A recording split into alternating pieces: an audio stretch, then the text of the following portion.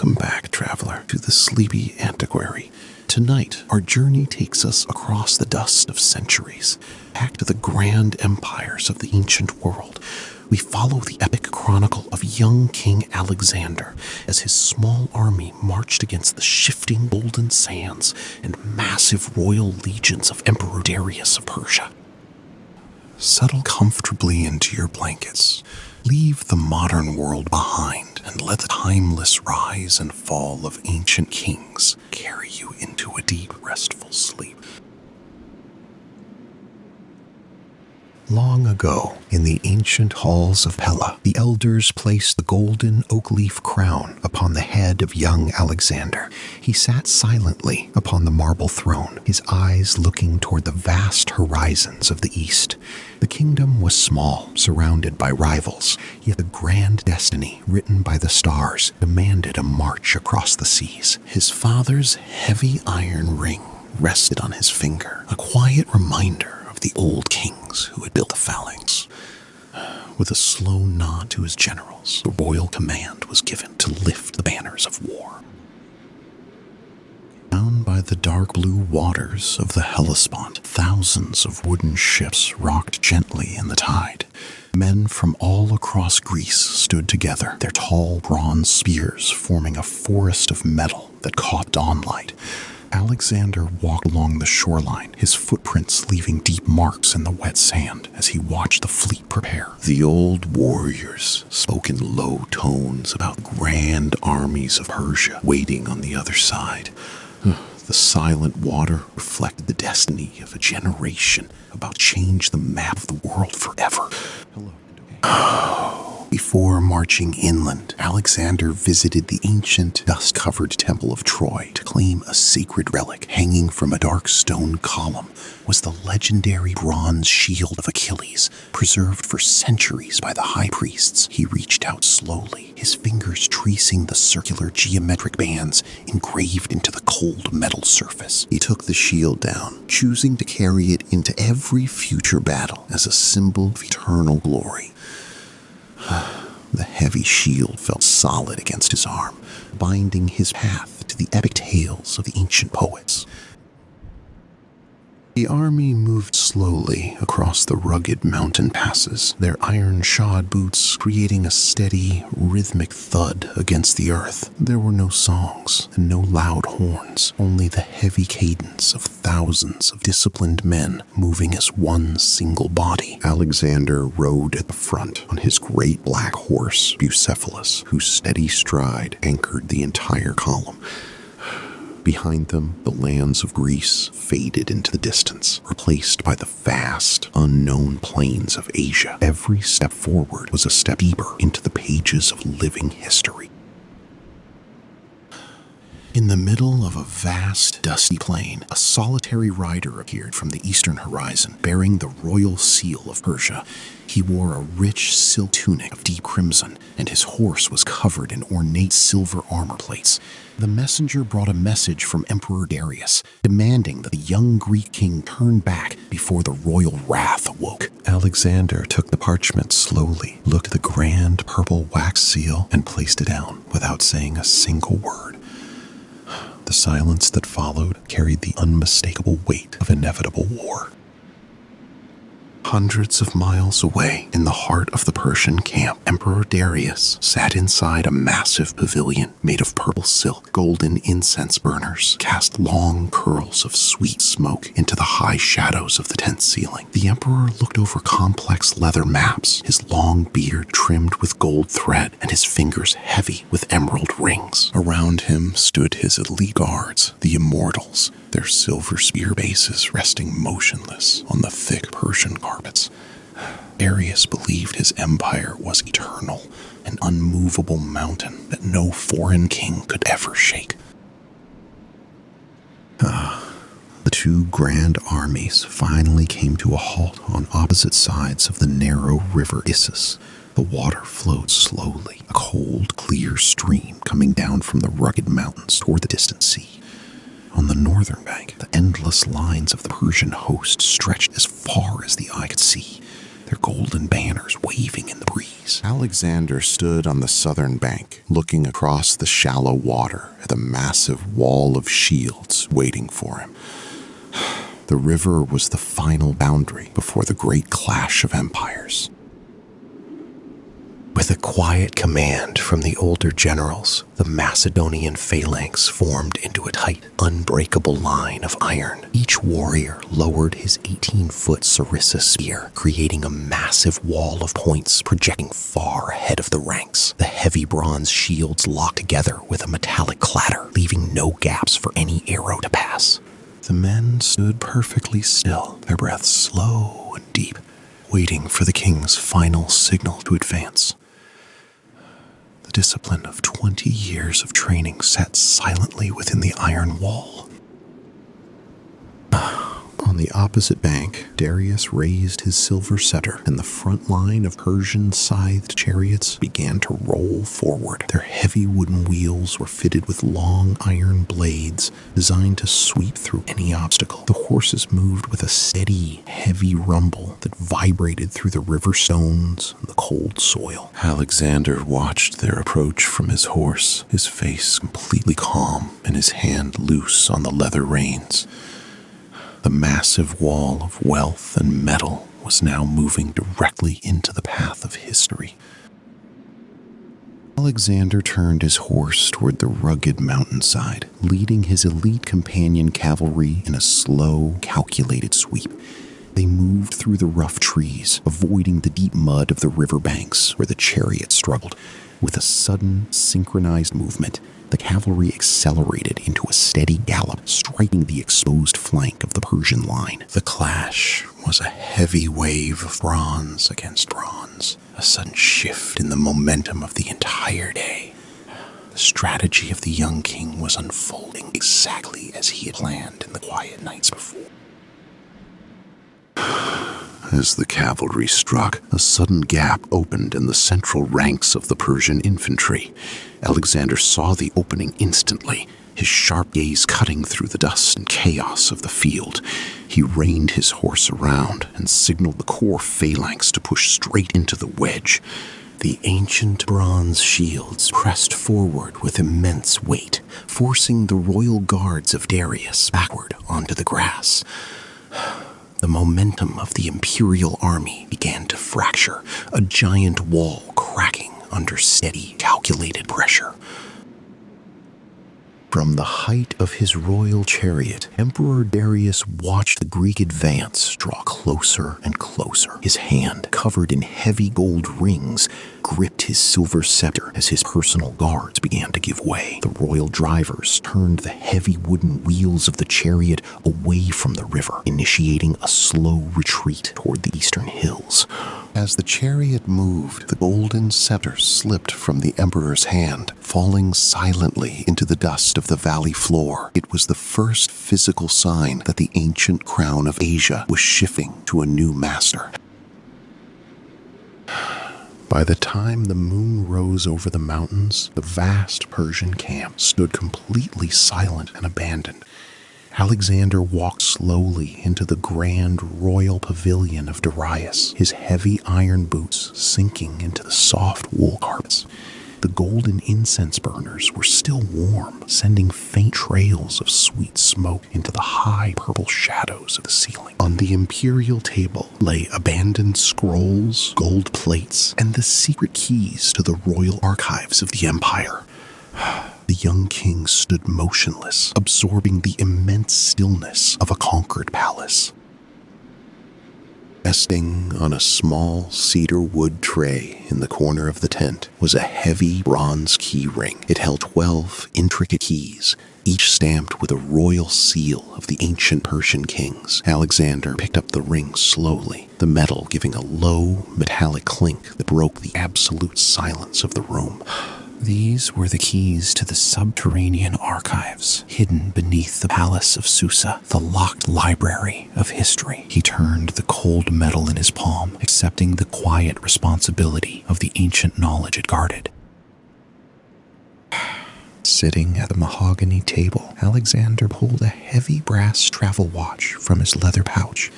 With a slow, regular rotation of his thumb, he began to wind the internal spring of the mechanism. The iron gears responded with a steady, quiet click-click sound that filled the peaceful pavilion. The watch began its slow, regular tick-tock, measuring the midnight hour with a calm cadence that matched the pulse of the resting valley. The simple mechanical sound brought a powerful sense of order to the long night. Alexander selected the largest leather scroll from the archive container, tied with a simple piece of dark hemp twine. He carried it to the desk, untied the knot slowly, and unrolled the thick cream parchment across the polished wood. Written in fine cuneiform script were the ancient tax records and boundaries of the eastern provinces from a century ago. The parchment lay perfectly flat, a beautiful masterwork of imperial organization resting under his calm gaze.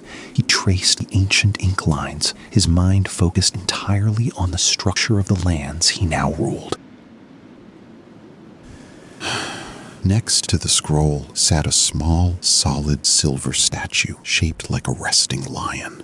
It was an ancient boundary marker used by the royal architects to define the sacred limits of the palace library. Alexander reached out, lifted the silver object, and placed it under the warm glow of his candle. The polished metal surface was cool and smooth, reflecting a soft, watery white light onto his worn iron gauntlets. It stood perfectly level, a heavy symbol of permanent historical order and stable borders. On a small stone side table sat a simple white ceramic jar filled with pure mountain water. Alexander reached for the jar, lifted it with both hands, and poured a small amount into a matching ceramic cup. The liquid moved with a clean, clear murmur that briefly broke the absolute stillness of the pavilion. He took a slow, quiet sip, enjoying the cold freshness that cleared his mind after the long day. He set the cup down next to his maps, completely at peace within the dark silk walls. The king pulled a heavy, leather-bound journal toward the center of the workspace. The dark brown hide was scuffed and worn at the edges from years of travel through rugged territory. He opened the book slowly, the thick linen pages making a soft, satisfying rustle in the quiet air of the tent. He dipped his reed pen into the silver inkwell, preparing to record the strategic layout of the captured archive. The act of writing was a familiar ritual that brought complete focus and structure to his thoughts. Along the back wall of the tent stood a neat row of 12 small terracotta urns. Each urn was uniform in shape, holding the ancient mineral pigments used to color the royal maps of the empire. They sat perfectly still, their rough clay surfaces catching the faint, warm reflections of the oil lamp. They were an organized library of color, preserved for decades in the dry security of the royal treasury. The neat, geometric symmetry of the row provided a visual calm to the dark boundary of the chamber. Beneath the ledger lay a grand map of Babylon, painted entirely on a massive sheet of thick linen fabric. Alexander unrolled it slowly, using 2 heavy bronze daggers to hold the edges flat against the walnut timber. The map detailed every canal, gate, and stone tower of the great southern city in perfect scale. He studied the geometric paths, his eyes moving with absolute calmness across the ancient grid of lines. The map lay silent and unmoving, a blueprint of future history waiting under his steady gaze. Lying flat along the map border was a pair of long bronze dividers used to measure distance between cities. Their dark metal surface was engraved with fine lines, polished smooth at the tips by years of drafting. They held no active task tonight. Their metal legs were fixed and still in the dim golden light. The bronze was cool to the touch, resting in a straight, unchanging angle along the wood grain. The dividers lay as a silent standard of precision, anchoring the table in complete order. Draped over the back of the wooden bench was Alexander's heavy wool campaign cloak, dyed in deep purple. He reached back and pulled the thick fabric over his shoulders, wrapping himself in its heavy warmth. The dense wool fibers were incredibly comforting, sealing out the cool midnight air of the valley. The cloak sat still around his chest, a physical reassurance of absolute security within the quiet camp. The dense wool fibers were incredibly comforting, sealing out the cool midnight air of the valley. The cloak sat still around his chest, a physical reassurance of absolute security within the quiet camp. He took a long, peaceful breath, feeling completely protected in his private space. Secure the loose sheets of his ledger, the king placed a smooth, circular piece of polished agate stone on the paper. The stone was translucent, with natural rings of deep red and milky white captured inside its core. It caught the direct light of the lamp, glowing like a warm ember on the cream-colored page. It held the paper down with a steady, permanent weight that required no further attention tonight. The absolute stillness of the stone brought an additional layer of calm to the table. On a clean piece of linen cloth lay a pair of fine bronze tweezers used to lift brittle fragments of old papyrus. Their polished metal limbs were perfectly straight, resting in absolute symmetry next to the silver pointer. They possessed no tension and held no weight tonight. Their meticulous work finished hours ago. They shared the complete relaxation of the old scribe's fingers, sitting quietly on their white cloth bed. The sight of the organized tools brought a profound sense of completion to the desk. The main brass oil lantern rested on a tall, square pedestal carved from solid gray basalt stone. The stone block was heavy and immovable, brought from the palace gates to anchor the lighting source. Its rough, chiseled surface absorbed the deep shadows, providing a completely stable platform for the flame. The lamp burned steadily atop the stone, casting a constant, breathing, golden glow across the workspace. The absolute permanence of the pedestal brought a deep sense of structural security to the night. Next to the journal sat a small cedar wood box lined with deep crimson velvet fabric. Inside, several silver drawing instruments and geometric dividers lay in precise, fitted slots. Alexander closed the lid of the box slowly, the small brass latch shutting with a soft, muffled click. The containment of the instruments marked the formal conclusion of his geographical studies for the evening. The dark box sat motionless, a neat archive of utility resting quietly in the lower shadows. Resting on the corner of the ledger was a small cylinder seal carved from solid black onyx stone. Its outer surface was engraved with the image of an ancient king hunting lions under the stars. Alexander ran his thumb over the cold stone ridges, feeling the absolute permanence of the carved design. It sat perfectly still, a beautiful piece of historical authority preserved in the dry air of the pavilion. Its presence brought a quiet, anchoring harmony to the dark walnut border. Next to the map, a simple bronze stand held the royal scribe's favorite steel calligraphy pen. The black ink on the metal nib had dried completely, forming a silent, matte finish over the fine point. The pen stood perfectly upright, its dark wooden handle unmoving in the heavy, still air of the tent. No more notes would be recorded tonight, and no more lines translated from the Persian ledgers. The pen remained at rest, its scientific duty fully completed for the day. Resting on a small tin tray was a small earthenware jar filled with clear cedar oil used to preserve old leather logbooks.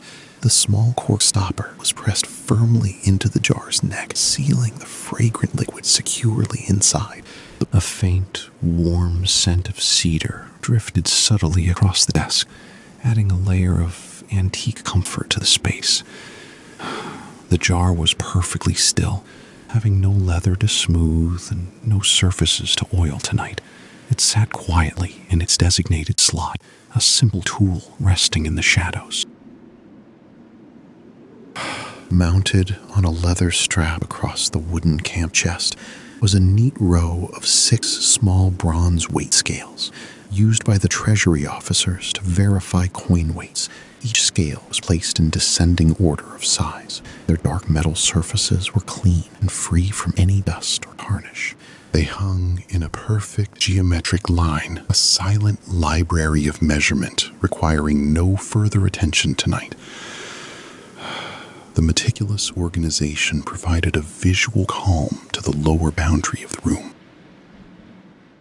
On a high wooden shelf sat a large, circular mirror carved from a single piece of dark green jade stone. The smooth stone surface was completely clean, completely devoid of any frame or ornament. It caught a very faint reflection of the distant candle flame, its dark face holding the light like a deep pool of water. The mirror created a perfect point of absolute stillness and visual quiet in the upper shadows of the pavilion. Alexander looked toward it, pleased by its simple, permanent mystery. Opposite King's research bench stood a low oak chair where his chief general sat during the evening briefings. The circular wooden seat was polished smooth by weeks of quiet consultation during the long campaign. Tonight it stood completely vacant, its 3 sturdy legs anchored firmly on the heavy carpets. There were no logistics to discuss and no guard rotations to coordinate. The empty chair stood as a symbol of completed labor, resting quietly in the deep shadows. Inside the lower drawer of the table, a small cedar tray held a collection of unsorted ancient coins. The silver and gold pieces were stamped with the faces of older kings, waiting for documentation next season. They lay heavily upon one another, their combined weight solid and stable within the dark drawer space. There was no urgency to organize them tonight. Their value was safely contained behind the thick timber panel. Alexander closed the drawer slowly, glad that his materials were secure. On the window ledge sat a heavy copper mortar and pestle, used to grind inkstones for the official seals. The pestle rested quietly inside the thick copper bowl, its rounded head perfectly still against the metal wall. The heavy stone ledge beneath the bowl was cool, absorbing the deep midnight air from the valley outside. The tool was completely silent, having no material to crush and no powder to mix. It sat as a solid block of dark metal, anchoring the frame in absolute peace. A small oak box filled with neat squares of heavy parchment labels sat near the silver inkwell. The scribes used these clean tags to identify the specific chest where each historical roll belonged. The bundles were tied neatly with simple twine, their edges clean and unmarked. They occupied their small corner of the workspace without movement, adding their dry, clean paper scent to the air. The presence of the simple materials reinforced the complete order of the archive. On a clean linen cloth lay a pair of fine iron calipers, their measuring tips closed together in perfect alignment. They had measured the diameter of the golden artifacts throughout the long day of inventory. Now their polished iron limbs were cool, resting quietly in perfect symmetry on the white fabric. They possessed no tension and held no scale tonight. They shared the complete relaxation of the old scribe's hands, resting quietly on their cloth bed. In the back corner of the pavilion sat a massive iron chest where the royal officers stored the Imperial treaties. The thick metal doors were bound with heavy bolts, locked securely for the duration of the night. The chest was an immovable object, its immense weight grounding that corner of the tent into the dark soil. Held the political history of the East within its walls, completely controlled and still. Alexander felt a profound sense of comfort from its permanent, heavy presence in the dark. Lying flat along the edge of the workbench was a folding rule made of yellow boxwood wood and brass joints. It was fully extended, its engraved markings visible under the dim oil lamp glow. It measured nothing tonight. Its numbers were static and still in the dark. Brass hinge was cool, holding the two wooden arms in a straight, unbending line along the table border. The rule lay as a silent standard of measurement, resting quietly in the dark. The oil inside the brass lantern was reaching its natural end, and the flame began to soften. The bright golden light lost its sharpness, plunging the wooden chests and the canvas walls into deep shadow. The long shadows of the tent poles grew larger, wrapping the entire archive in a dark, cozy embrace. The sharp details of the workspace slowly blurred into a uniform, friendly darkness. Alexander closed his ledger, letting the soft shadows welcome his mind. On the middle desk drawer sat a small tin box filled with several spare bronze rings. Each ring was crafted securely, designed to hold the keys to the various document storage chests. They lay tumbled together in a silent metallic pile, their shapes blurring in the deep shadow of the drawer. They had no locks to open tonight and no security to maintain. They rested quietly in their metal box, a collected archive of utility at peace. Placed neatly in a wooden basket were several squares of old linen cloth used to clear dust from the clay tablets. They were soft and clean, folded into precise squares by the scribes before the evening began. They occupied their basket without movement, their white surfaces absorbing the soft shadows of the corner. They held no stains and required no attention tonight. They stood as a final touch of cleanliness and absolute order within the dark workspace. Hanging inside the main archive chest cabinet was a large stone counterbalance weight that operated the secure lid mechanism. It hung perfectly vertical from its thick leather rope suspended 2 feet above the floor. Its dark, dull granite surface reflected no light, absorbing the complete shadow of the enclosure. It exerted a constant, silent downward pull, providing the steady potential energy that kept the treaties secure. The permanence of its gravity brought a profound sense of stability to the night.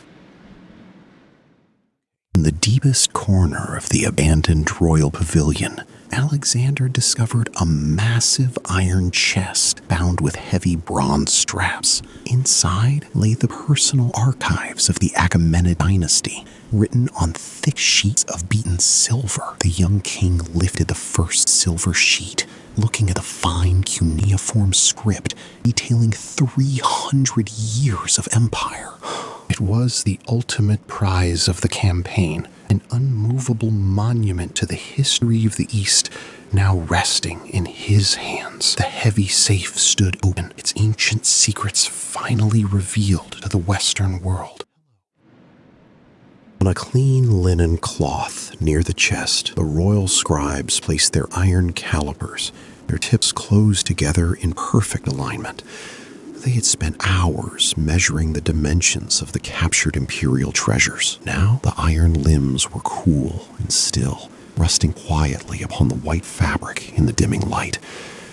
They held no scale and maintained no active task tonight, their long work fully finished. The complete stillness of the instruments brought a profound sense of structure and calm to the tent. Lying flat along the edge of the map table was a long folding rule made of yellow boxwood and dark brass joints. It lay fully extended, its fine metric divisions catching the faint amber glow of the dying oil lamps. It measured nothing tonight. The boundaries of the new empire were already fixed by the sword. The brass hinge was cool to the touch, holding the 2 wooden arms in a straight, unbending line. The rule remained as a silent standard of order, anchoring the workspace in complete peace. The olive oil inside the bronze camp lanterns began to reach its natural end, and the flames softened.